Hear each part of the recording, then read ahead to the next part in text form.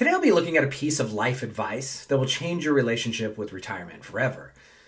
I've helped a lot of clients navigate retirement over the years, and I've watched how this simple understanding consistently leads to more meaningful retirements. And that's exactly why I'm making this video today. I want to share an insight that might change how you think about and live your retirement. So first, we're going to go over the problem that's driving people to delay retirement when they don't actually need to. Then we'll go over the insight that's going to change the way you think about retirement. And finally, we'll go over a client example, and we're going to examine the issues they were facing, and then I'll show you how we transformed their retirement outlook. So let's get into it. Now, first, I think we want to ask the question, what's making people delay retirement unnecessarily? And, I can think of two really big reasons. The first one is retirees often focus on arbitrary savings targets like a magic retirement number, or related to this, they focus on some arbitrary Monte Carlo score. And last week we already went over the whole Monte Carlo thing, and so I don't want to continue to rehash that. But my point here is that people are focused on these sort of arbitrary savings targets or Monte Carlo scores, and they're missing what's really important to focus on instead. Now, second, and this is a big one, people have a deep-seated fear of running out of money. And I think you could relate this to evolution and how, most of human civilization for our entire history has lived in sort of scarcity. So it makes sense, right?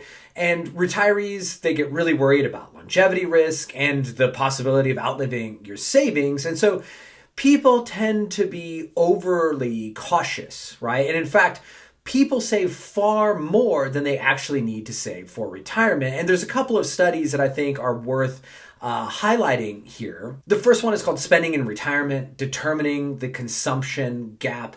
And the second one we'll review is something called the Ratcheting Safe Withdrawal Rate. And this was done by Michael Kitces on kitces.com. The consumption gap paper is actually pretty interesting. So what they wanted to investigate was whether retirees were spending in a way that could jeopardize their financial security.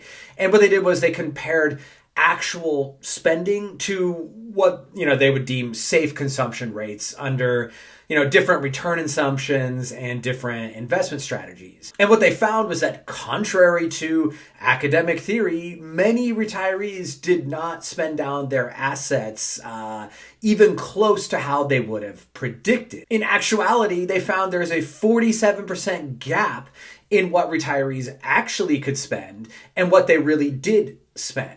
And so one takeaway was that for retirees, especially those with significant assets, they ended up being overly cautious with their spending, and they could have afforded to spend much, much more without jeopardizing their financial security. And in fact, many of the retirees ended up with multiples of their starting assets. The Kitces study also came to a pretty similar conclusion. So the point being is that most people could afford to spend a lot more than they do in retirement. And a lot of people just end up delaying retirement because they keep focused on, I need to save more, I need to save more, when in reality, they probably don't need to do that. Now, I'm sure this surprised you, as oversaving typically isn't thought of as a bad thing.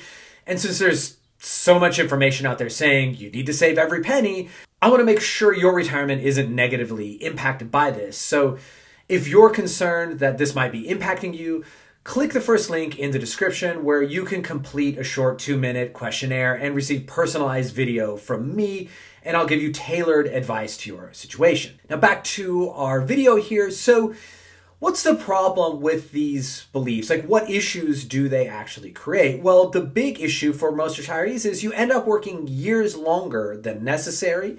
You're going to miss out on your prime retirement years. And third, you're going to end up sacrificing time that you're never going to get back by chasing wealth that really probably ends up being unnecessary. And so, when I started out in this industry, it's funny because I was very focused on these exact same things, right? Oh, you want to get as high of a Monte Carlo score as possible, and you want to make sure that you end up having millions of dollars at the end of life. But through experience and through, reading more research on the topic, you realize this was wrong. And you realize, for my own clients, this is actually the wrong approach. And these guys are working too long. And so you kind of have this epiphany like, okay, retirement isn't about hitting a magic number.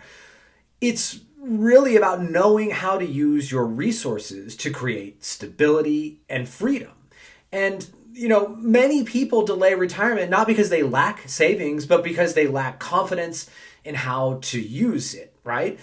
And they have this fear of, what if I can never work again? And that leads to over saving and, in most cases, under living, right? These sort of, people under consume compared to how they really can. So instead of focusing on a lump sum number, the real key is understanding how much reliable income your assets can generate. So as you can see, it's not uncommon to feel like you need to hold on to your savings, but fear-based savings is never the right answer. So to help you, if you feel like you're in a situation like this, let's look at how I helped a client navigate the problem and why you might be ready to retire sooner than you think. So when this client came to me, he was almost 66 at the time, close to when he was going to start taking full retirement age Social Security, but he had no plans to retire anytime soon. So he was still working full time, and his net worth is about $3 million. 2.4 million of that is actually in investable assets, and not a big spender. This person is pretty frugal, to say the least. So given his spending habits, when you put him in the financial planning software, he actually had a Monte Carlo of 100%, and that's kind of rare. You don't get that right off the bat. And the funny thing is, we even padded his expenses, giving him like 20 grand a year to go back and forth between Florida and New York and retirement and so on. And so even with that, he was still hitting 100%. And the reality is his withdrawal rate was actually under 2%. So that's a big thing, right? He's really under consuming.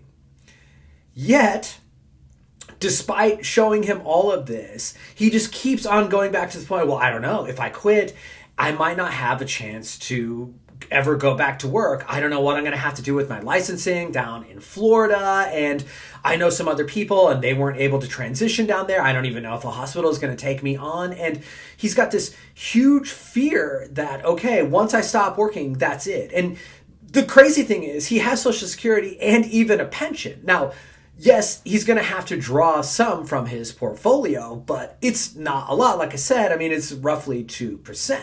But I just couldn't get him over the fence by looking at the math on the retirement plan alone. So what do? How did I get him off the fence and kind of completely change his perspective on retirement? Well, there's several steps that we're going to go over. The first thing is, it did take a while. It took about a year of regularly reviewing the retirement plan and talking through the situation. And so my advice to you is, sure, you're probably not going to be able to change your mindset overnight, and that's okay, right? So the first thing is start slow, right? You don't have to go from full-time work to zero.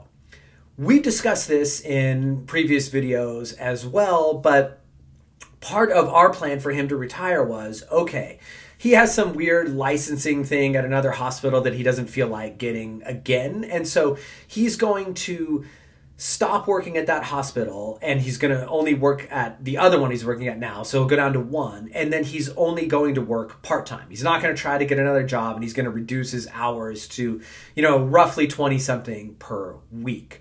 So like I said, we've talked about this before, but easing into retirement with part-time work can reduce your stress and build confidence for you. And so this ends up being a great outlet for him. Number two, we focus on income and not savings. And I think this is a really big deal. So like I said, this client, he's got plenty of money. He's got Social Security, he's got a pension, but that gap is coming from his portfolio. And particularly the first study about the consumption gap, what they mention is it's so much more difficult psychologically for people to draw from their portfolio, especially the principal, than it is to take income. And so what we had to do is shift that focus from, okay, your portfolio is actually kicking off, in his case, is about 3.5% per year of income.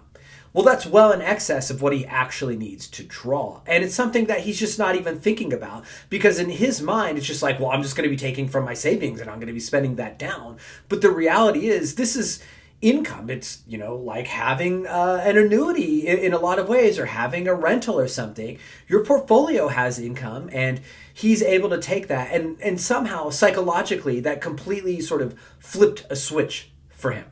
Another thing we did was we used a bucket strategy. So we set up a separate account, and we have, a year's worth of savings in that account. And then we take the income from his regular investment portfolio, and every month we push that over there to top off this account. In this way, he knows, like, okay, I've got this sort of war chest here. I can wait out some market volatility. And then on top of the income that I'm getting from my portfolio, I should be totally fine. Finally, it's important to have a plan for flexibility. And if you've watched this channel before, I'm a big proponent of guardrails. And so, what we did throughout the year is have this steady focus on guardrails. And so now it's not just some abstract Monte Carlo number. He has an actual, here's my current portfolio balance, and here's my lower guardrail threshold that I know in dollar values, and I know exactly how much I can spend if it really comes down to it. And in his case, he has plenty of discretionary spending, so it would be easy for him to cut back. So after, reviewing this quarterly for a year, getting him comfortable for it, this again shifts that psychological mindset over to, okay, I can see this, it's tangible. I'm not just winging retirement. We have a real plan in place. So these shifts in total, they enabled my client to retire years earlier than he planned to without fear. And I think it can do the same thing for you. So now that you know that this approach can transform your retirement mindset, you can start building a future that excites you instead of worrying you. What I've discovered over the years is that success comes from viewing retirement as a beginning rather than an ending. And that's why I put together an entirely free retirement assessment. It'll help give you personalized insights about your retirement journey. It'll walk you through the exact same process I use with clients. And at the end, you'll receive a video from me personally guiding you through the next steps to your ideal retirement. To take it, just click the link in the description. Thanks for watching, and I'll see you guys next time.